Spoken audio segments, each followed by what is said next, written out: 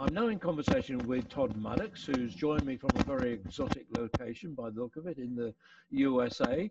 Todd is Vice President of Development of Applied VR, and he's going to be joining us for the webinar on Thursday, and hopefully he will be able to make it for at least some of the time on Friday. So, Todd, tell me a little bit about your background, how you got involved in mental health and some of the issues we're going to discuss. Sure, great. Well, thanks for the opportunity, David. I really appreciate it. Yeah, by way of background, I sort of describe myself as on career number 2. So career number 1 was the full academic route. I was a university professor and a basic scientist with a PhD in psychology and neuroscience. And I did that for 25 years. I ran my own laboratory. My laboratory focused, my research focused on the neurobiological basis of learning, memory, and performance, really across the lifespan. I studied all the way from, not toddlers, but probably 7 or 8-year-olds, all the way up to normal aging seniors up to age 90, as well as various patient populations. One of the things that I discovered in my research with my students and many, many amazing colleagues was that the brain is sort of compartmentalized. There are different parts of the brain that are tuned for learning, memory, and performance of various things. So one part of the brain, what's called the prefrontal cortex, right behind your forehead, this is where information is stored, facts and figures. On the other hand, if I'm a medical professional learning to do surgery, that's going to be mediated by a part of the brain that's much deeper inside your brain. It's sort of this called the striatum, and it's deep down inside of your brain, and it's a reward learning center.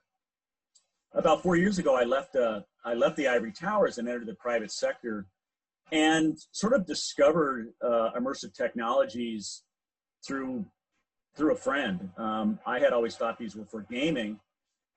And when I started thinking about immersive technologies, both augmented reality and virtual reality, I realized that these were tools that broadly engaged multiple learning, memory, performance systems in the brain, broadly engaged these in synchrony, that is simultaneously.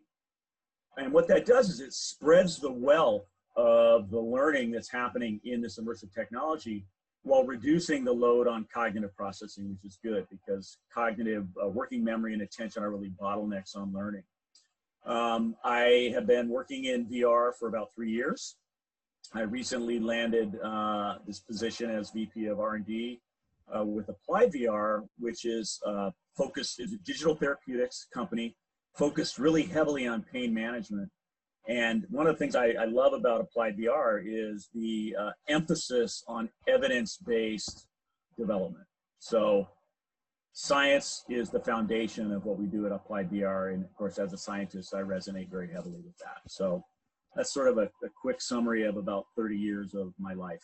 Well, it's quite a bold move after 25 years as an academic to really take the leap into the terrible world of entrepreneurship and business. So I admire your courage to or stupidity, one or the other, right? Well, yeah, sure. No, I would never say that. Clearly, that's not the case from our discussions. You're a very smart guy, and I'm very pleased to hear you say that immersive technologies have this kind of effect on the brain. That's been my kind of intuitive belief as my years of experience in immersive technologies, probably quite a few longer than yours. I was the founding director of the Serious Games Institute at Coventry University, and as well as serious games, we also explored virtual worlds and immersive experiences. And I'm certainly on the same page as you as far as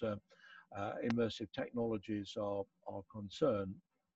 So on Thursday and Friday, we're going to be talking about some of the impact of coronavirus that's not related to the medical conditions of people who have the virus, but more related to the kind of fallout from coronavirus, either with people who are otherwise healthy or people who have pre-existing conditions and are now affected by the what we call social distancing and some of the lockdown procedures.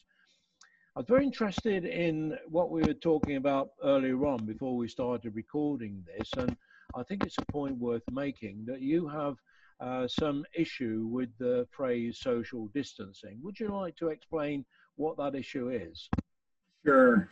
Yeah.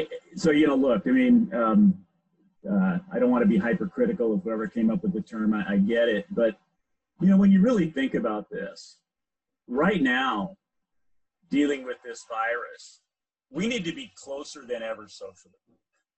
What we need is to be distant physically. So we need to physically distance ourselves from each other, purely for reasons of infection. But being isolated from friends, family, coworkers, whoever, and physically distant, we need to be socially as close as ever. In fact, many of us are talking to numerous people doing this, and I've been doing it. Reaching out to people we haven't talked to in a long time. So trying to re-engage those social connections and stay socially connected. So, I mean, the bottom line is that we need to be closer than ever socially. We need to decrease our social distance, not increase our social distance. We need to decrease that social distance while keeping rigorously our physical distance. This is about physical separation, not social separation. And we're, so how can we do this? Well, we're using lots of technologies, some that have been around forever, like the phone, and others like platforms like Zoom and WebEx and all these, where we can see each other and we're feeling this social connection. But I think this is where immersive technologies, in particular virtual reality, can be really, really effective. So, imagine popping on a VR headset and dropping into a platform called AltSpace VR, or the AARP offering Alcove, where I could be sitting in a room watching, in a virtual living room, let's say, with my grandparent or my aging parent who's in a senior living home right now, who are absolutely suffering from isolation. I mean, unbelievable. We can be physically separate, which is safe, and we need to be, and that matters. But we can be socially closer than ever before. And by being in virtual reality and watching television virtually, with your parent or grandparent, again, because the way that virtual reality and these immersive technologies broadly engage all these parts of the brain, you really feel like you're there.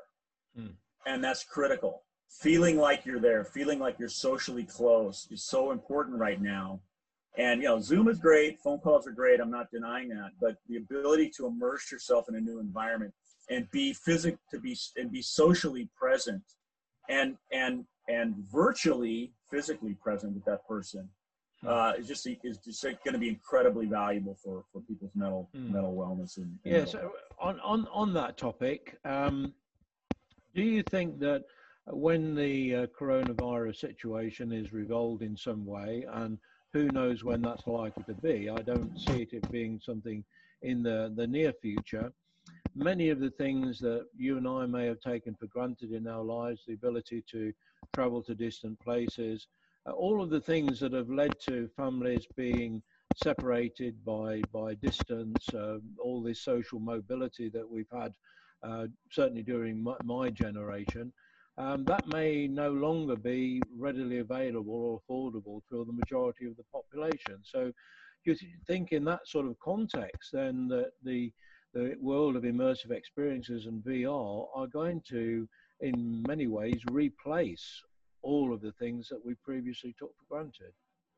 I think you're spot on. And, I think one thing that I've been thinking a lot about is, there are VR solutions today. So I'll go back to the seniors living in senior living. There are the VR solutions today where a senior who's in a senior living facility or somebody in the hospital or whatever could pop on a VR headset and go to Paris, or go to China or wherever. And you listen to these folks talk about these experiences, and it's just, wow. I mean, it's just totally amazing what they're doing. Well, yeah, what coronavirus is going to do is we're all going to need to take advantage of that, those kinds of solutions. And you know, in order to have those experiences, you're right, that we're very, very used to. And hopefully they'll come back. I mean, I think they will at some point, but they're not going to come back next month or probably even in 2020. So yeah, I think what's going to happen is we're all going to need to utilize these, again, in the interest of mental health and mental wellness. And you know, you can watch a movie, you can watch slideshows, and there's nothing wrong with that. But the way these technologies engage your brain, and I keep coming back to it because the brain is what drives everything. The way these engage your brain, you really feel like you're there. And that's going to be critical. That's going to be what we need to help us get through this. That's great. Well, I'm really looking forward to you sharing a lot more with us on Thursday, and hopefully some of that, your time on Friday if you're available. But in the meantime, I just want to say thank you very much for taking the time to talk to me today.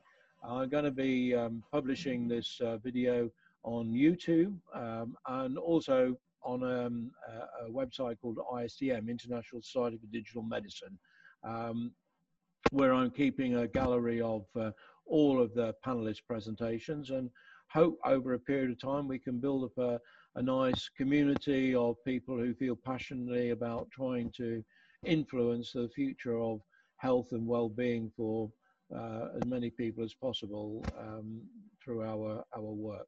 So thanks once again, Todd. I'm going to close the recording down, and I will speak to you on Thursday. Okay, thank you so much.